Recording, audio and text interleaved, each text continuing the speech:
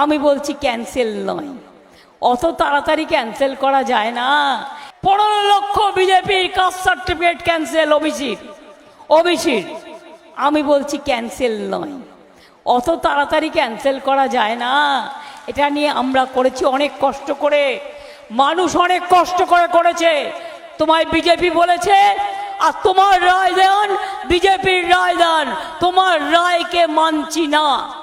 তোমার রায়কে চ্যালেঞ্জ করে আমরা উচ্চ আদালতে যাব এবং দরকার হলে গভর্নমেন্ট জানে কি করে এটাকে রক্ষা করতে হয়, কি করে রক্ষা করতে হয়।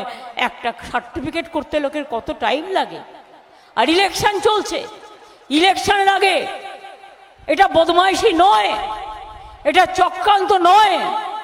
ইলেকশনের আগে আমি জানতে পারলাম না যে ওবিসি নিয়ে কেস করে তারা সবাইকে ক্যান্সেল করে দিচ্ছে। আমি বলি ওরে মূর্খর দল, ওবিসিতে হিন্দুও আছে, মুসলমানও আছে, শিখও আছে, খ্রিস্টানও আছে, তপশিলিও আছে। আসলে বিজেপি হচ্ছে একটা গর্দবের দল। গর্দব একটা জন্তুর নাম, বোঝে কম, মাথা মোটা, মাথা মোটা, পেট মোটা, ঘাড় মোটা, নাক মোটা। এদের কাজ কি বলুন তো? বলছে বোমা ফাটাবো, 5 লক্ষ ছেলে মেয়ের চাকরি খেয়ে নিল, এই প্রায় 25,000 ছেলে মেয়ে নিয়ে হাসছে, নাচছে। আমি এই পলিটিক্স বুঝি। আমি মোদি বাবুকে চ্যালেঞ্জ জানিয়ে যাচ্ছি, অমিত শাহকে চ্যালেঞ্জ জানিয়ে যাচ্ছি, আর চোর বিজেপিকে, সাথে ওদের বন্ধু সিপিএম আর কিছু জুটেছে যারা বিজেপির কাছ থেকে টাকা নিয়ে ভোট ভাগাভাগি করে।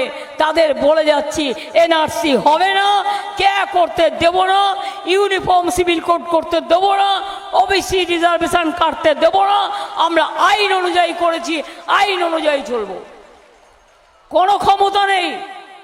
আর তো 10 দিন বাকি, তারপর কোথায় যাবে? সব পাত্তারি গোটাও। আমি শুনেছি এখন থেকেই পাত্তারি গোটাতে শুরু করেছে। আগে বলেছিল ইসবার 400 পার, তারপরে আমরা বলছি ইসবার পগার পার, 200 পার হবে না। 543-এ 200 পার হবে না। সেই জন্য এখন মোদিবাবু বলছেন, তার ওয়ার্কাররা বলছেন প্রভু জগন্নাথ নাকি মোদিবাবুর ভক্ত ছিলেন। আহারে, কত গুরুদেব, ঈশ্বর, এমন ঈশ্বরের থেকেও বড় মহান ঈশ্বর, তার জন্য কি একটা মন্দির করে দেওয়া উচিত নয়? আপনার একটা ছবি রেখে দেব, মন্দির করে দেব, মিষ্টি খেতে দেব, তুলসী পাতা দেব, চন্দন দেব, পুরোহিত রেখে দেব। দয়া করে রাজনীতিটা করবেন না এই সব কথা বলে।